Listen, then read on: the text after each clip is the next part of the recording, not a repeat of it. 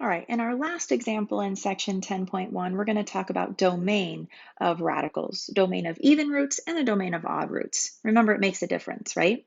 So if you look at example number 11, it asks us to determine the domain. Remember, the domain are all the feasible x values that work in the function. So looking at A, it gives us a function g of x, and g of x is the sixth root of 7 minus 3x. We want to figure out what x values are appropriate. Now, you notice that it's an even root. That should raise a red flag. Because remember that even roots underneath the radicand cannot be negative, because there is no such thing as an even root of a negative number. So that kind of helps us figure out where to start. We know that the 7 minus 3x, whatever that quantity is, has to be positive. Or could I say it has to be greater than or equal to 0? So that will give us a good starting point. We know that whatever is underneath that radical has to be positive. 7 minus 3x has to be greater than or equal to 0. Well, now I can solve that inequality and figure out what x has to be. I can subtract 7 to both sides. I can divide both sides by -3. Uh-oh. Do you remember the rule when we divide by a negative we have inequalities?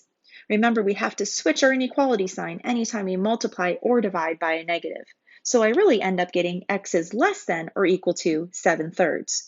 So the only numbers that will work and are feasible in my domain are anything that's less than or equal to 7/3.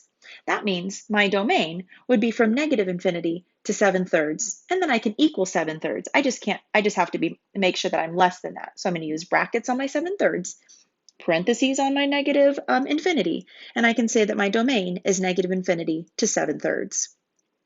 What about if I have an odd root though? What if I have h of t, if h of t is the cube root of 2t minus 6? Well, if I have an odd root, then my radicand, the stuff underneath, can either be positive or negative. T could really be anything we want it to be, and it should still be okay. I can have positive cube roots and I can have negative cube roots, and I'm still okay. So anytime I have an odd root, then my domain is really all real numbers or -infinity to infinity. So be careful. Are you looking for even roots or odd roots? And then make sure that you understand the rules. Odd roots have all real numbers as its domain, but even roots, the radicand has to be positive, greater than or equal to 0.